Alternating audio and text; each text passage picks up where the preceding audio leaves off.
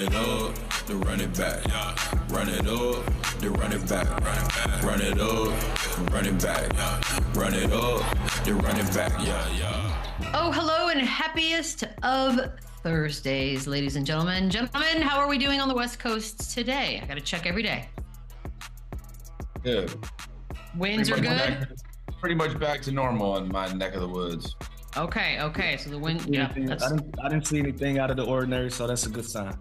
All right, it's my daily check-in with you guys. We do have DeAndre Jordan coming back to the show here in a little while, and we've got some games to discuss from last night. We're going to put off the Jimmy Butler for about at least 6 minutes here when we talk about the Lakers snapping their 3-game losing skid with a win over Miami. LeBron James had 22 and 9. Anthony Davis with 22 and 11. Tyler Hero still going, 34 points for him. This one got close. It was 108-106 with 3:51 left. And then LeBron, that little girl got a jersey. She was so happy, excited. He had 7 straight points to steal the victory for the Lakers in this one. So the LeBron AD pairing, I know we're not really even to the midway point, almost. But does it still strike fear, especially as we get to playoff time? Chandler? It does, just because you know what they're capable of right now. Does it strike the amount of fear that it used to? I don't think so, but like that kind of goes with everything, right? When you play the Warriors, you still have to prepare for Steph Curry like they're the championship, Warriors, and Steph Curry is still this elite player, which he's struggled a little bit this year, but no doubt you still have to prep for him. You still fear him. You still don't want to play him in a playoff series four times. So you kind of have that same feeling to me. When it's the Lakers. At the end of the day, it is the Lakers. It's LeBron James. It's Anthony Davis. It's that arena with that crowd and that fan base, and all the stars are going to come out and watch. So, yeah, you still get up to play the Lakers. I think you always will, just based on the history and the tradition of this team. But obviously, as guys get older, you kind of see a bit of a slowdown. You see a bit of a decline, but that doesn't really change the feeling you get when you go up against two greats like Anthony Davis and LeBron James. Man, that's great what you said, Chandler. It still strikes fear in you, but not quite like it used to, right? But you still got to deal with these guys. You're still that's still LeBron James. I don't care how old he is. A 50-year-old LeBron James, seeing him in the playoffs, that's going to do something to you, especially as AD on the side of him. One of the advantages teams are going to have, though, 9 times out of 10, they're probably going to start their playoff series at home on their home court.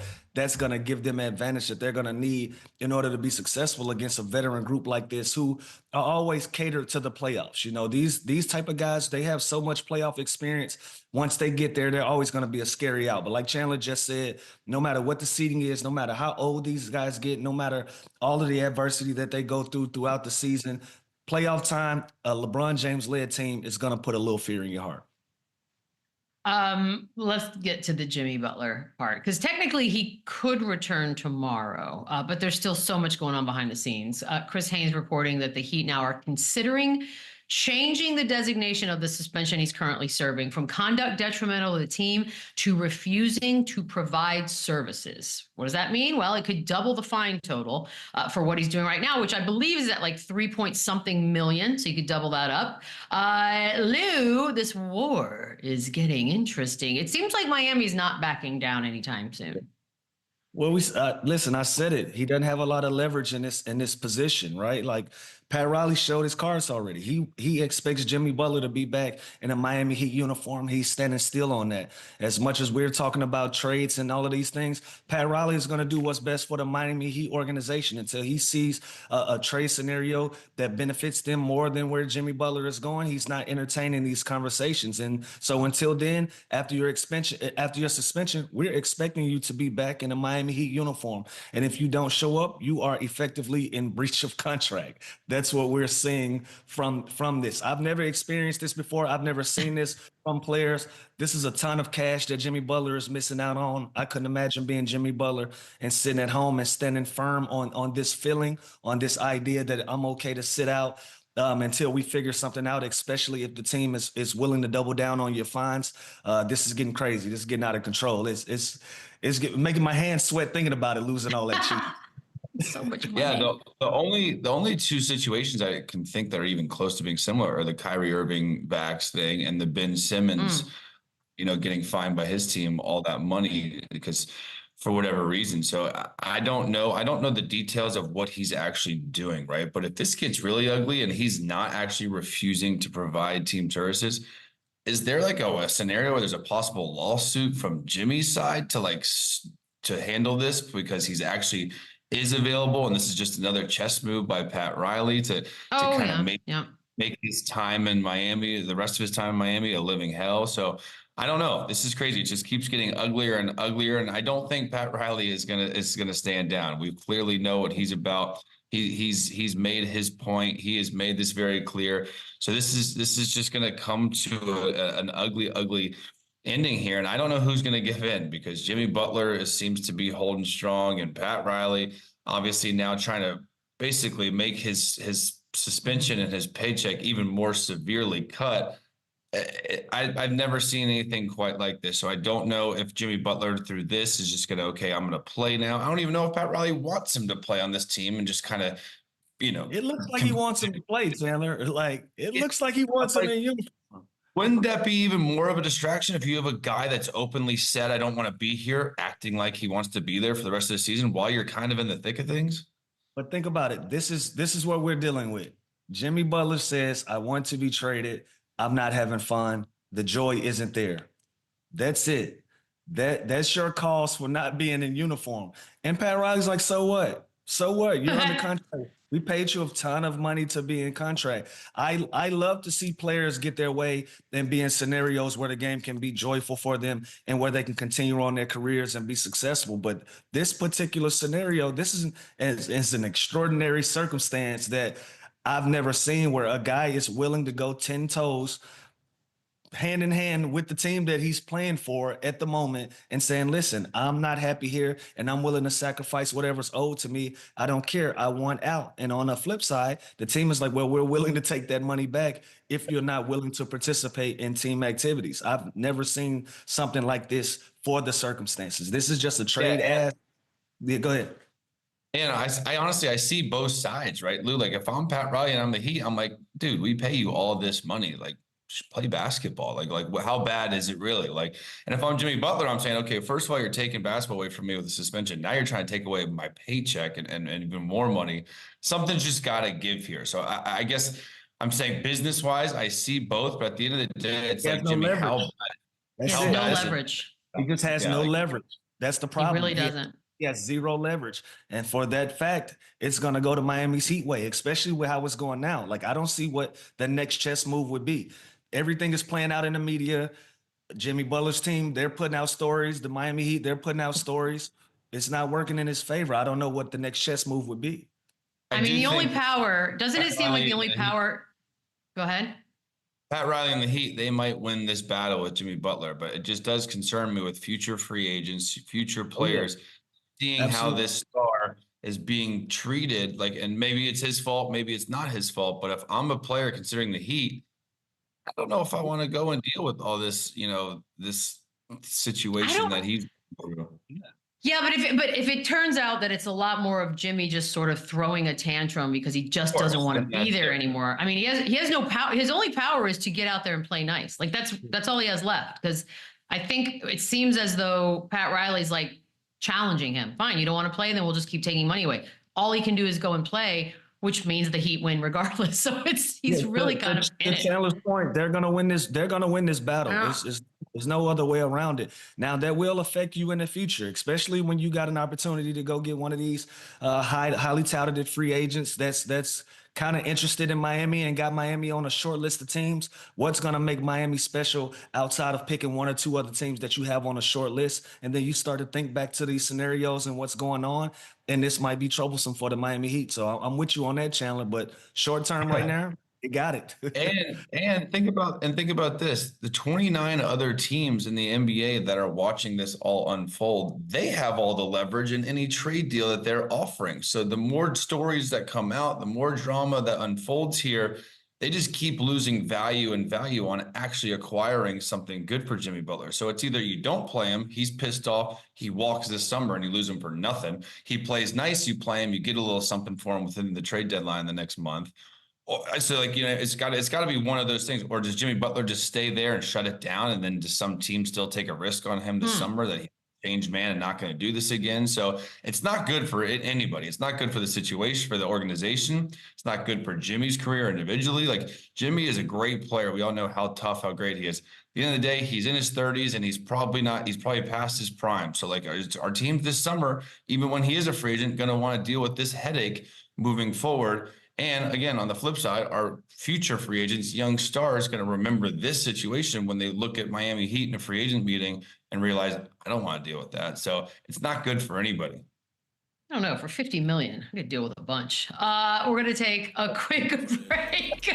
When we come back, DeAndre Jordan is back. 50 million, DeAndre. Do whatever you got. Run it up, run it back, run it up. You're looking at the winner. What a monster jam by DeAndre Jordan! When I wake up and look in the mirror, I'm looking at a winner and looking at the champ. I'm glad we start with that video, DeAndre, because it spans the years. So welcome back again. Because where we're starting today with you is just a few nights ago, the slams, 2 of them. I mean, come on now. That is turning back the clock. They say it can't be done. How did it feel? Well, I mean, it felt great, but also like the turning back the clock thing. Like at the end of the day, I am 6'11", so I mean, I'll be able to dunk for a while. I hope. Yeah, well, Jakob Poeltl's pretty tall too, but I haven't seen him throw anything down anytime soon. Oh, well, you see this guy gets 2 big dunks, and all of a sudden now it's it ain't nothing. Yeah, right. Hey, listen, I just talked to Lou the other day, and I told him he needs to, cardio up and then get ready to come back after All-Star break. But we'll see how that goes. And it was an emphatic no.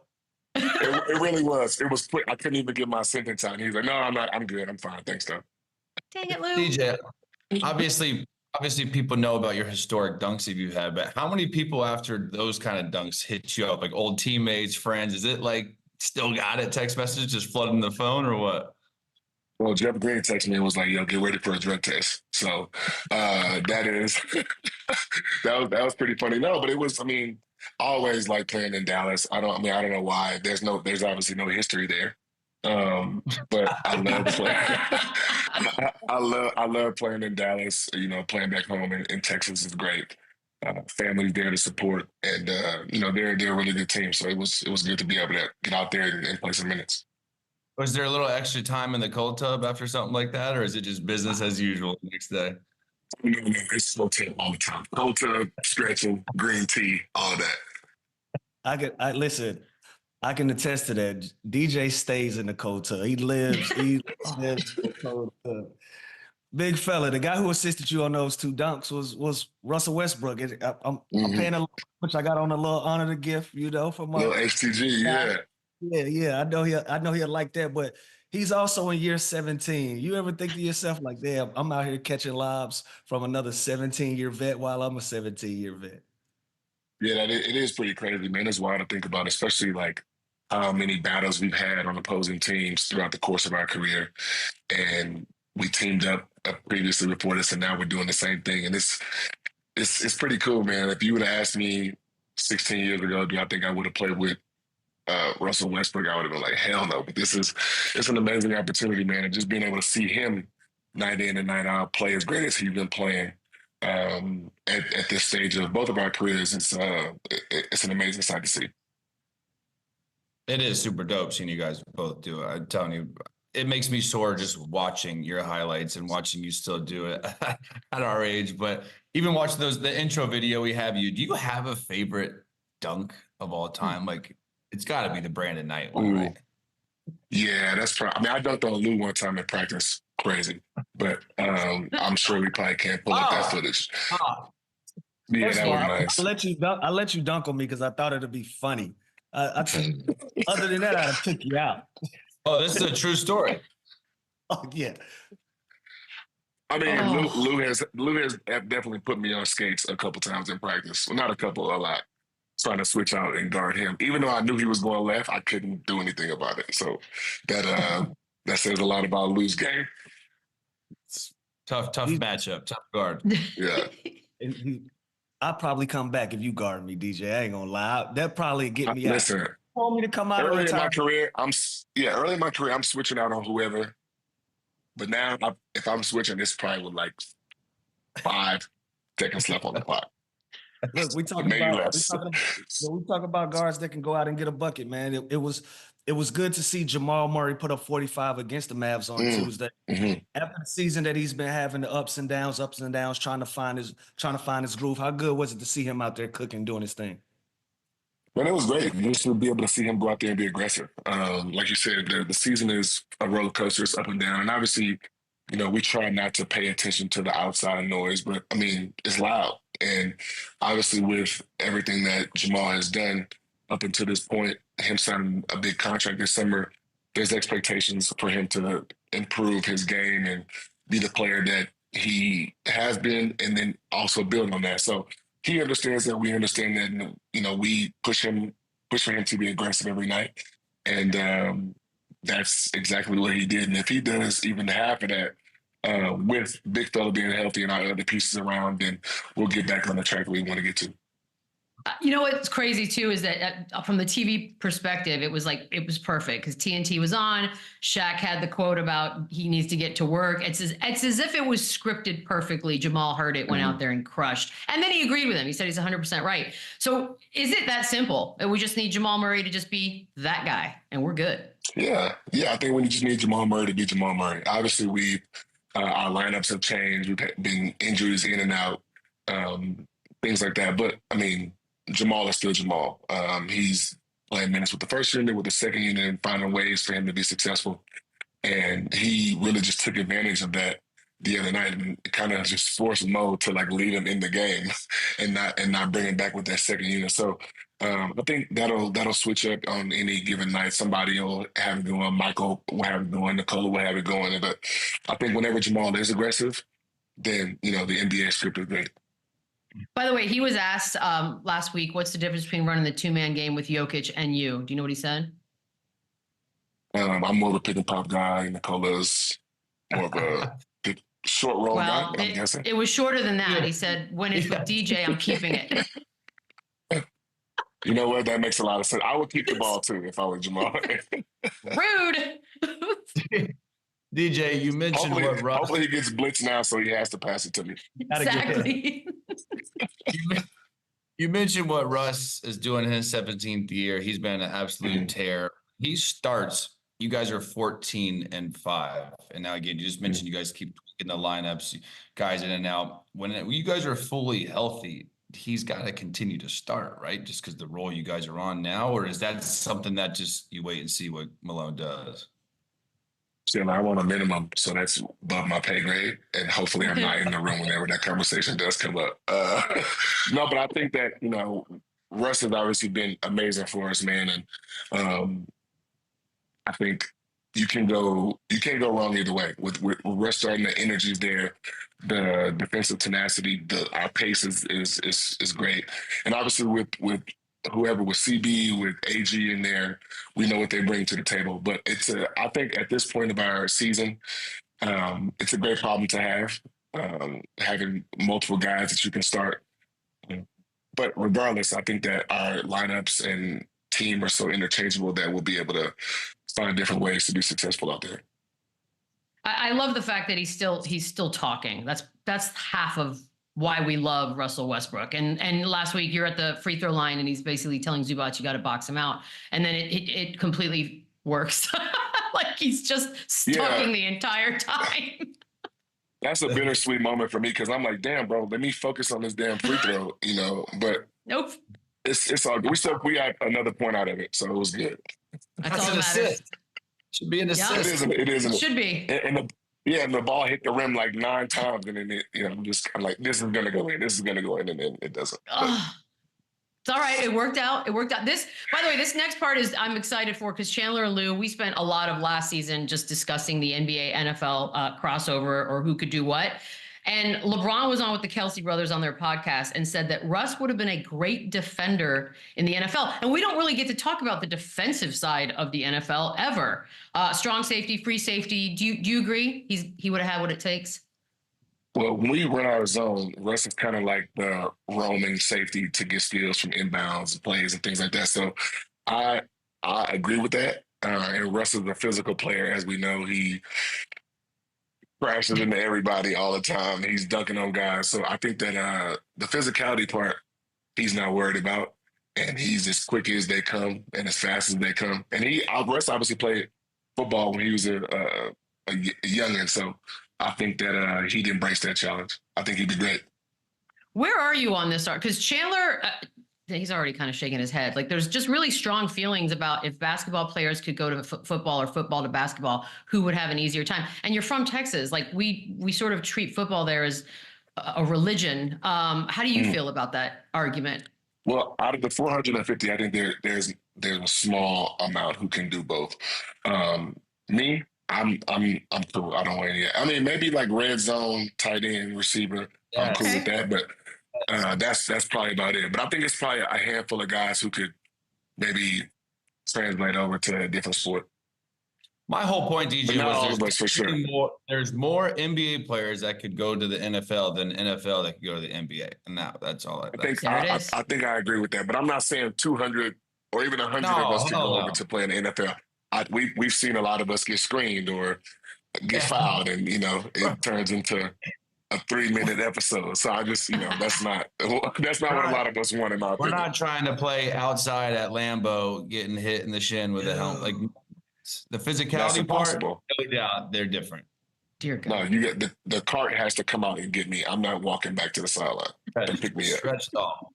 I wanted to ask you another question about Russ. He just recently passed Vince Carter on the all-time scoring list, actually last night, and next he'll pass Kevin Garnett. Is this something that Russ is aware of? Are y'all aware of it as a team, or he's just rolling and just racking up milestones?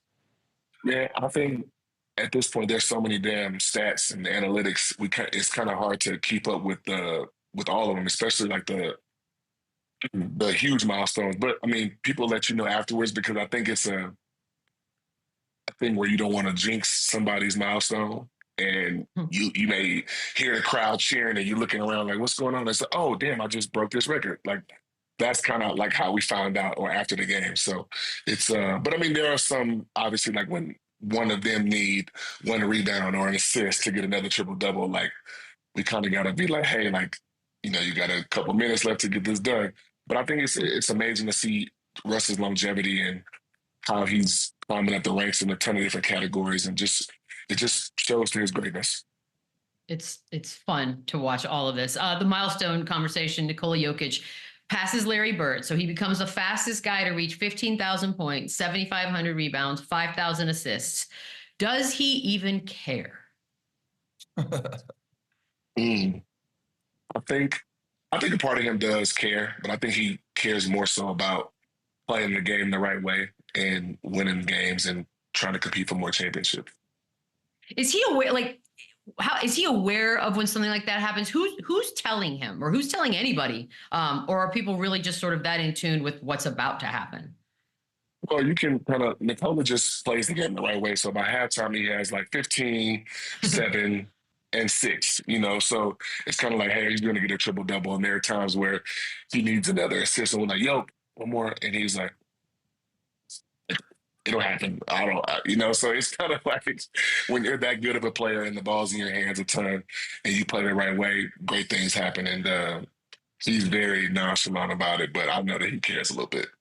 It's pretty awesome. By the way, since we talked to you last, Tyson Fury has officially retired, and all I can think about is Nikola looking in the mirror and saying, I am Tyson Fury. It's brought me joy for a while now. So what else has he done? Give us something else. I take joy out of knowing that he's funny when we don't get to see it. What else has he done? Well, I mean, anytime Peyton Watson is our locker room DJ, so anytime Nikola requests a song, if it's not like Serbian folk music, it is Mini Man by 50 Cent, and he knows the words from start to finish. Wow. Okay. Yeah. Well, yeah. quite the diverse list. Even That is though a that's fact. a rap song, that's very Serbian of him still. Like, I can see. That's his song, man. He loves it. Has he seen Get Rich or Die Trying? I have to know. You know what? I don't know, but if he hasn't, I'm gonna get it for him on VHS. Next team flight. Yes. DJ, your next game is against the Heat, and maybe Jimmy Butler. He's available to play. His suspension is up. I compared it on the show earlier to kind of the similar situation to Kyrie Irving. You were on his team when he asked for a trade. As a teammate, me and Lou, we kind of understand the business. We understand everyone's personal needs and wants. How does that not become a distraction when you are in the middle of that situation, in the middle of your season?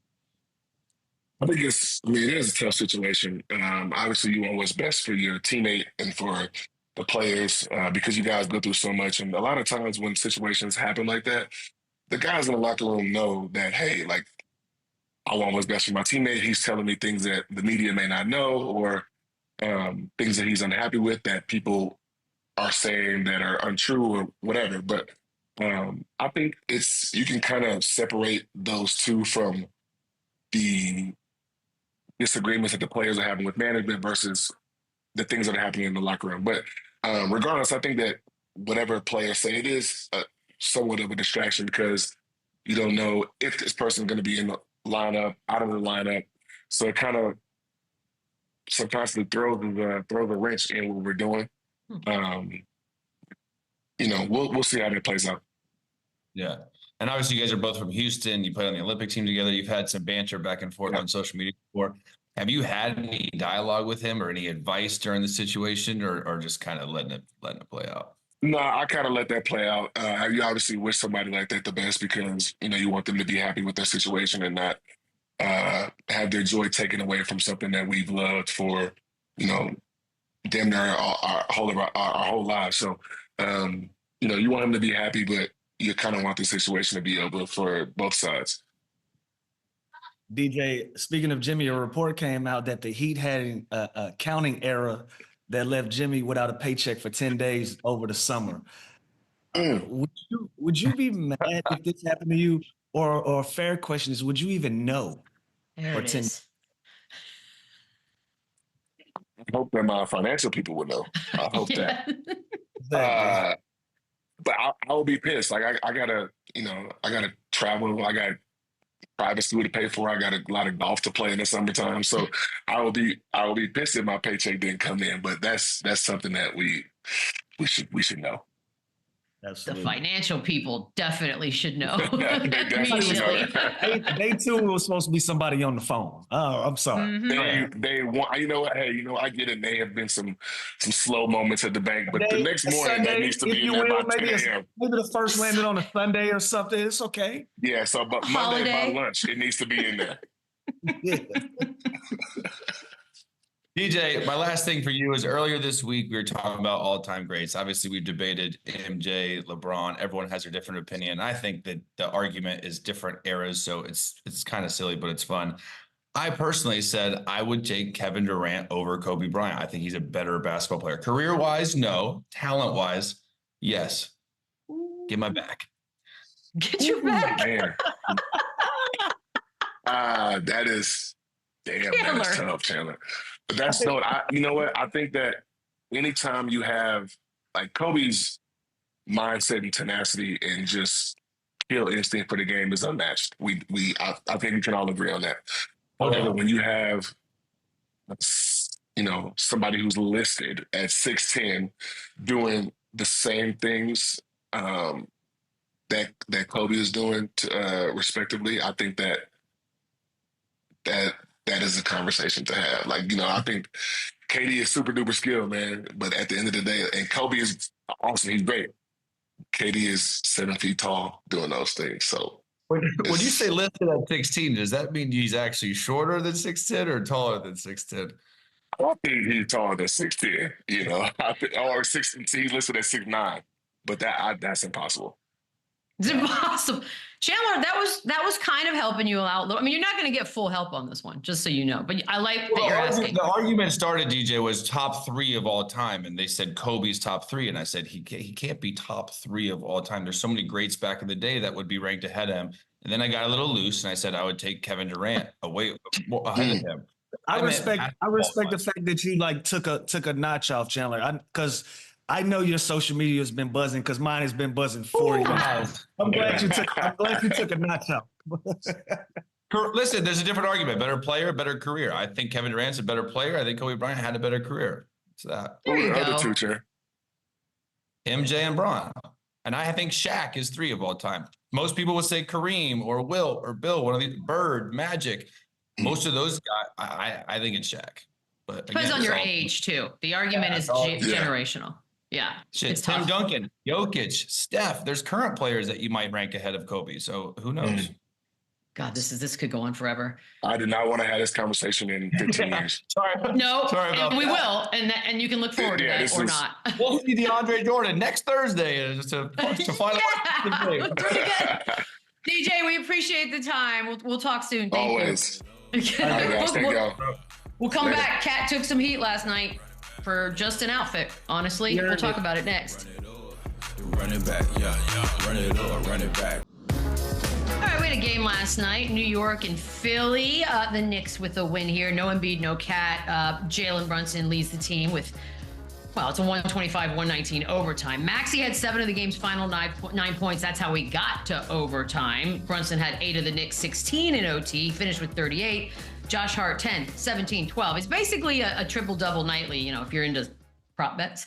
Tyrese Maxey finished with 33, but 16 of Brunson's 38 points were in the fourth quarter in overtime. So, you know, point guard wise, we're going to have this conversation at least and after All-Star break for sure, because we're trying to check out where the guards all rank. Where do you have him, Lou? He's in a conversation, top 5 for sure. I'll let fans of different teams and different players rank him there. But I will tell you one thing. When it comes to New York City, Jalen Brunson, he's a Philly dude, but he's so damn New York, right? Like he just embodies New York City energy and what they expect from their point guards. You know, when you get to point guard level in New York City, that is one of the highest honors that you can get as a point guard in the state of New York. And Jalen Brunson is that. He embodies it. He's tough. He's hard-nosed. He goes out there, competes at a hard level. He ducks no smoke. He runs from no matchups. He gives everything he got. Like last night, Tyrese Maxey was having a night. Jalen Brunson, he's right there in that conversation. He goes out and he trumps that by having a huge overtime game. And he's done that to a multitude of these guards around the leagues, you know. So you can put him 1, put him 2, 3, 4. It depends on where you are. He's top 5 no matter how you mix it up. But the way he goes about business, man, I love the way that he represents New York City and the New York Knicks as a whole. Yeah, these like position rankings, they're fun, right? But like it changes year to year. It changes kind of week to week how good these guys are, how quickly they can kind of take a decline. So like, are you really going to rank Jalen Brunson right now over Steph Curry? Probably. Some people would, right? There's probably Luke, there's SGA. And I think Brunson, like Lou said, he's kind of right in that 3 to 5 range. Are you going to put him over Kyrie Irving and Damian Lillard, these kind of guys that are older, but still being extremely productive? So it's just crazy that we're even talking about him and this, you know, because he's turned himself into this superstar. New York has embraced him, and he is just this big body guard that can score. It can beat you in so many different ways that you can't not talk about Jalen Brunson, especially when you talk about the Knicks and how much excitement is going on this team. And this is a real contender. And obviously they have a nice starting lineup. They add Anthony Towns, but Jalen Brunson is the heart and soul of this team. And yeah, he's a top 3 to 5 point guard in the NBA for sure right now. It's they're just gritty. It's just enjoyable to watch. Kat, as we mentioned, did not play in this one, but did not stop us from focusing on him. I've got to imagine he was trending at some point last night, because this was the first shot we saw of him on the bench where it's cute. It's an Eagles shirt though. That's the problem. They're in Philly. Obviously he's from New Jersey. Both he and Brunson are an hour from Philly. They're in that gray area where you could go sporting fan wise either way. But we are talking about New York, Chandler, and he's wearing Philly gear. He did change at halftime, and he even had a tweet about it. Sweat stains ain't it on ESPN, had to pull another fit out. Anyway, go Birds. But what do we think about this? Because I have mixed emotions, honestly. Listen, Chandler, he has to know better. You're from Jersey. You know this is no good. Listen, this is chess, not checkers. All of these things. Listen, this is strategic. Now, if you ever play the Sixers in the playoffs, you're going to have to live with that picture of you wearing that green jersey. Listen, by all means, be a Philadelphia Eagles fan. You don't be a Philadelphia Eagles fan when you play against the New York Knicks in Philadelphia. That is a bold statement to make. When it comes to football and basketball in the tri-state, they're synonymous. We are a group. We are a team. The Phillies, the Sixers, the Eagles, we are a unit. Giants, Jets, Knicks. Well, they still working on their relationship with the Nets, but we are a unit. And so when you play for a team that's caught up in this rivalry, you can't give the other side any chalkboard material to go against you, Cat. So changing your shirt was the smart move to do, but like, come on, bro, you from Jersey, you know better. This is not. I don't even know if changing his shirt was the right thing, because then it just admitted that he was wrong or felt guilty. Lou, I would have doubled down. I would have doubled down and put a hat on. Of course you would. Like, it's just no awareness, right? Like, you can't do this. You know how diehard the Knicks fans are, and I get it. The Eagles are in the playoffs. They're New York football teams are awful. Side note, they're going to get waxed by the Rams Sunday, in my opinion. But that is a side note. All right. I get it. He's trying to hype it up. He's a Philly kid. Like, I get it. I'm a huge fan of something. I want to rep, but like, you got to have timing and you got to have awareness of the situation. This was just. You know what takes the sting off of this?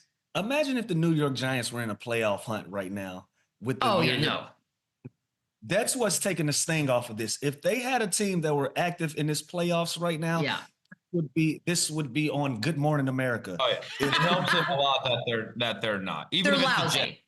Any New York, it's like it's just.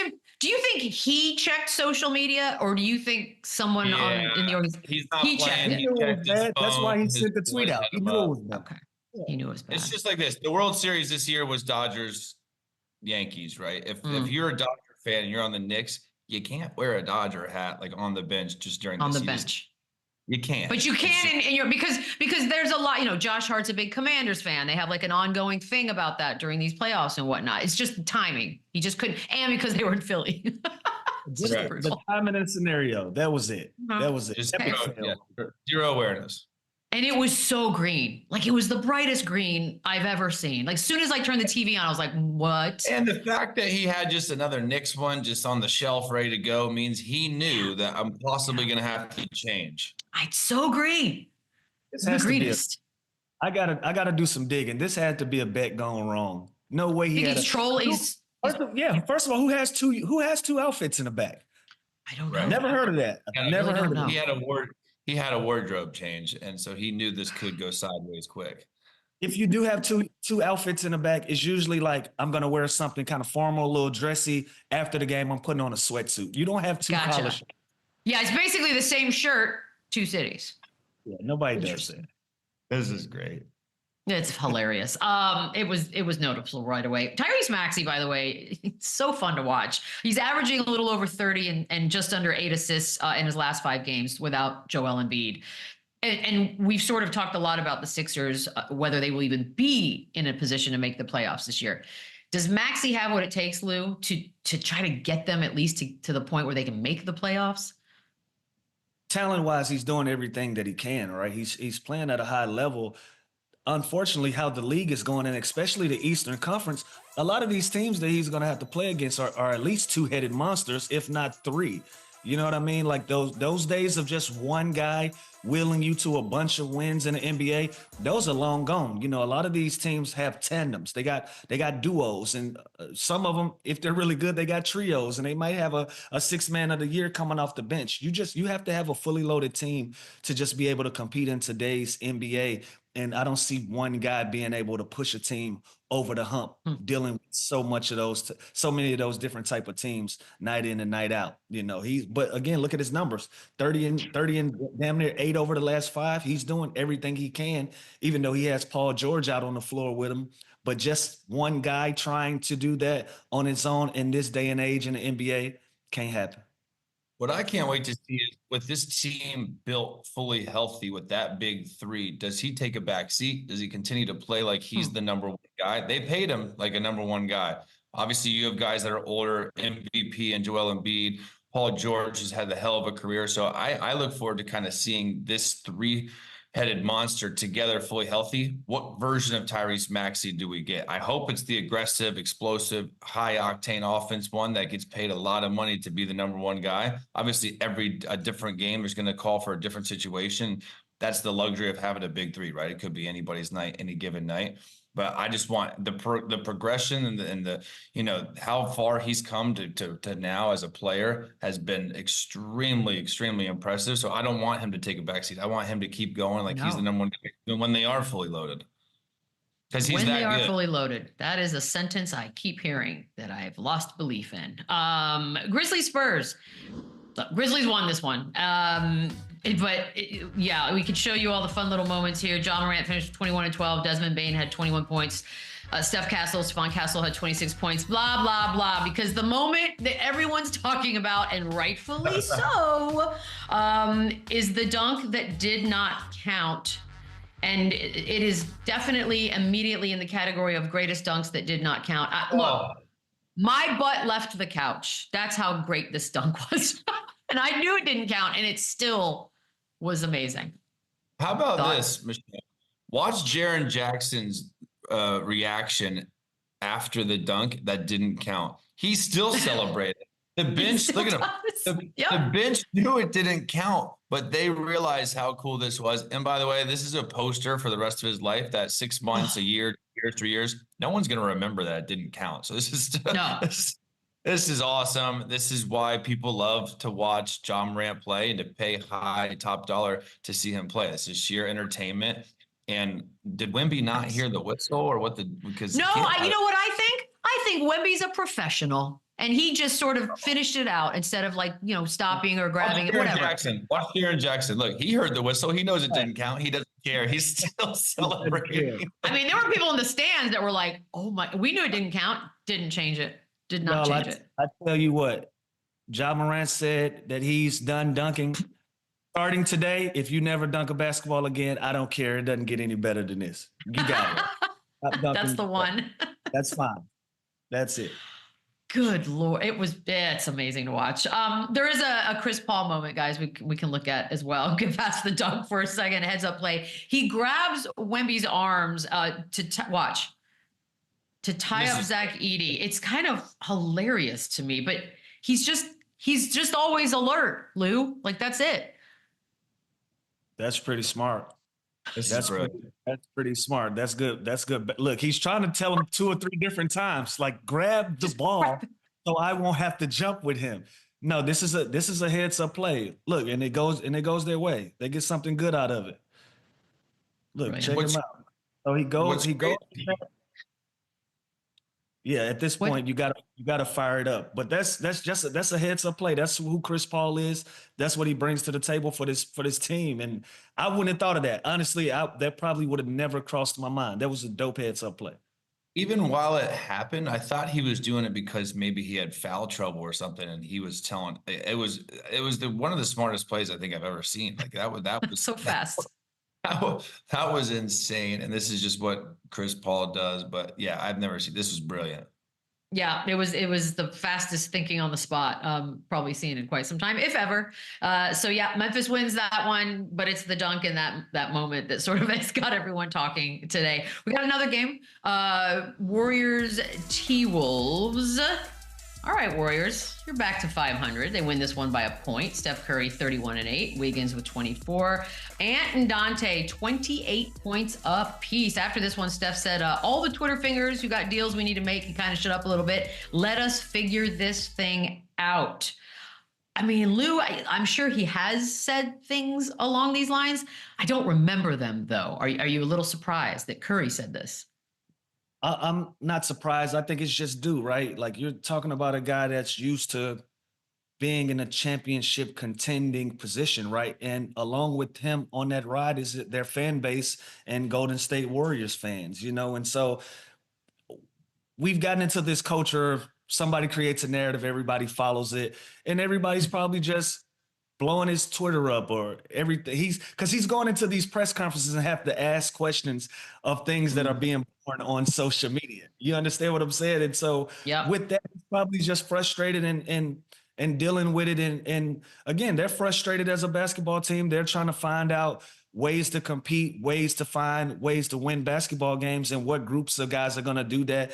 And they're stuck with dealing with the guys that are in uniform right now. You can't look too far ahead. You can't look too far behind you. You got to deal with the circumstances that are at hand. And so he's probably just tired of answering questions about narratives that's being created on social media. Yeah, and this is just how today is, right? You can't, even if you're off social media, you're going to hear rumors, you're going to hear trade ideas. We did a whole segment this week, like, well, does this trade make sense? Like, that's what media does. That's what you do. You kind of have to deal and live with that, and there's always going to be noise. There's mandatory media afterwards. So let's say even a player is off social media, a reporter is going to bring up something. Like, you don't think if Jamal Murray didn't see the Shaq thing, the reporter is going to bring it right up to him after the game, ask him about it. That's just the world we live in. That's the media kind of controls and runs everything. And it's gotten more popular and popular. So obviously this is a little frustrating, and I don't think they saw the season going like this, but at the end of the day, Steve Kerr's even saying we're not ready to wave the white flag yet. We do have some assets. We have some ways to better our team, and we still have Steph Curry at the end of the day. So I don't think it's fully panic time, but like the idea of thinking you're still a contender is a little far-fetched to me. Yeah, that might not be it either. After this one, Ant said the starting five is terrible. Chandler, what can change then if that is those are the facts?